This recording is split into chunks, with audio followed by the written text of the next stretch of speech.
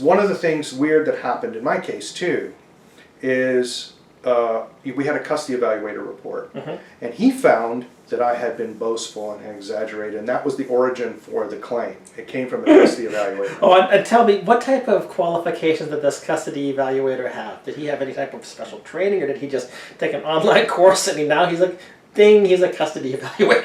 They're just psychologists, and as you know, there's no standards or training for them. Right, exactly. So what I found is that custody evaluators exist in their own mind to punish marital misconduct. That's what they do. And well, really, that's secondary. Their primary thing is to make themselves money. oh yeah, absolutely right. Absolutely right. But go ahead. I'm sorry. And this guy definitely charged me out the wazoo. So his name is Blake Mitchell, and he fabricated quotes against me in his thing. That's why I now record the custody evaluator that I have now. Before we go on, does he also go to the church with you, or is he No. Okay. However, he goes to a different church. He got his counseling qualifications from Dallas Baptist, though. Yeah. So, and a lot of these guys see themselves as white knights saving women. That's what they do. But in any case, we got his report struck. Now, the judge was not inclined to strike this report. Yeah. What happened was, during the hearing on the motion to strike, him and Ann's attorney were texting each other. Oh, well, a little bit of collusion going on there. Hey, I'm going to say this. Make sure you... The bailiff almost arrested him because he refused to stop doing it. Yeah. And then the judge got upset and struck the report. Yeah. Well, at least... now, none of that makes it into the record, as well, you know? Yeah, yeah. But that's what actually happened. So we went into the divorce with no custody evaluator report. Okay. He was not allowed to make recommendations for custody. But which means there could be a new custody evaluator to make some more money? Well, what they did... one good thing I will say... I should have let you continue, but go ahead. One of the things I will say about Kim Cooks is Kim Cooks does not let these trials drag on. She has the trials on schedule, and she doesn't let the attorneys run up fees for people. Okay. So that is a very good thing about her, and I really like that about her. I would always praise her for that. So we went forward with the trial, and at the trial he was allowed to testify as to his own observations, even though he could not make custody evaluations, and said all kinds of hilarious things. But one of the things that happened during that custody evaluation is I gave him that video of James just past his 3rd birthday telling me, "Mommy says I'm a girl." Because in his report, he found that my allegations that Ann Georgelis was tampering with James's gender identification, gender identity, he found that to be an unfounded allegation and held it against me in his report.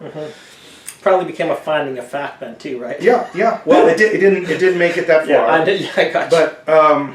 But the point is that he never even mentions the fact that I gave him that video.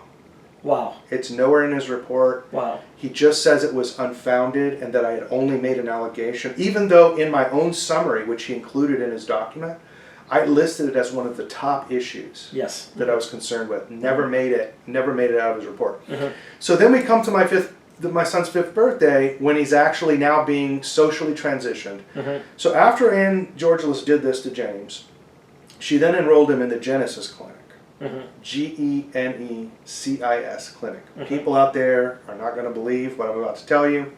So you'll need to Google Genesis Clinic Dallas, and you can go to their webpage. Genesis. Yeah, like cisgendered. Yeah. All right. So they've intentionally perverted the name of the Holy Book. The leftists do this to humiliate us. This is all done on purpose. Yeah. Yeah. So anyway, she enrolled him in the Genesis Clinic, and they put him on the Dutch protocol. The way that happened is James was taken to a married lesbian counselor named Rebecca Orr.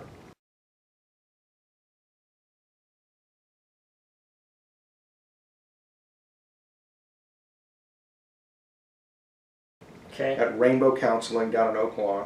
It sounds terrible already. He went there, and she diagnosed him with gender dysphoria before she ever spoke to me. Okay. So here's the crucial thing that your listeners need to know. Okay.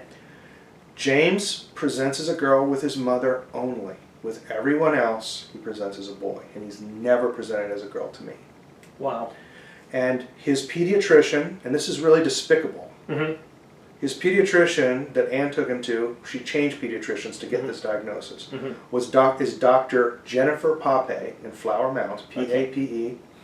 Jennifer Pape got a letter from me explaining this whole situation, that James does not present himself as a girl to me.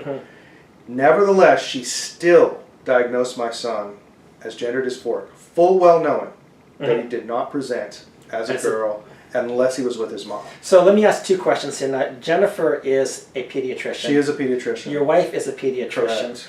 You know, and the reason I asked this, that it just came to mind, is that the American Academy of Pediatricians has put out some pretty strong papers on the necessity of public policy to try to seek family integrity. I mean, the official position of the Academy seems to be quite different from these 2 pediatricians. Agreed.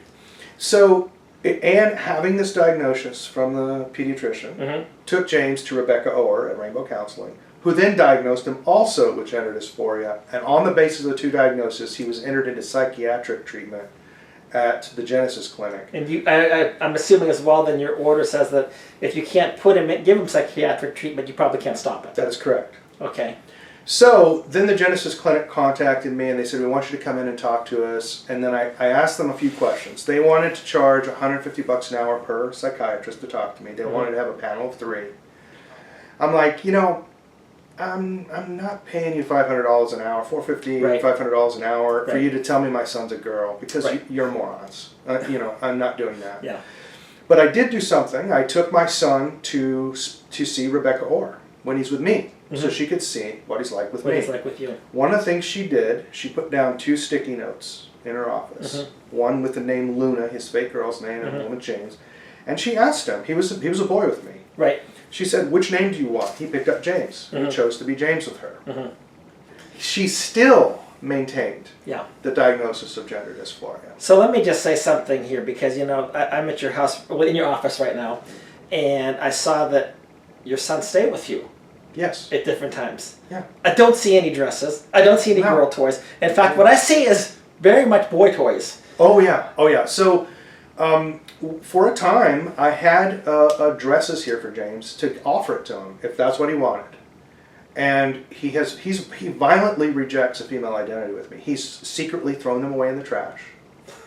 I bought him some brief underwear. You know, I went to see one of the Marvel movies, and I call them the Hulk on the butt underwear. You know, like, you know, these brief underwear. Yeah. He won't wear brief underwear. He says they look too much like girls' underwear. He wears boxer shorts like I do. He threw those away. Okay. He totally rejects a female identity here. His 2 favorite activities are art and wrestling. Yeah. And he's extremely good at both. Yeah. Yeah. We're now starting to learn how to hunt rabbits with Apache throwing sticks, because that's what I learned when I was a kid before I could carry a gun. Yeah. So we're tracking animals. We are not in any way girly here. Yeah. And he doesn't want any of that. Well, and your own background, you did not have this girly influence of it. I did not. Yeah. I mean, from what you told me, I cannot imagine in any way that he would get any feminine influence from you. No. Ex-Marine, yet everything that you told me about your background and everything. Yeah, I mean, look, it's you know, who was it that said this? I think it was Matt Rinaldi, my former representative in the state legislature. Yeah. He said, look, if someone tells you they have a vegetarian cat, you know who's making that decision, and it's not the cat. Yeah. Yeah. Right. This has been orchestrated by Anne. She has socialized a false gender identity into my son, and actually created a mental illness in him.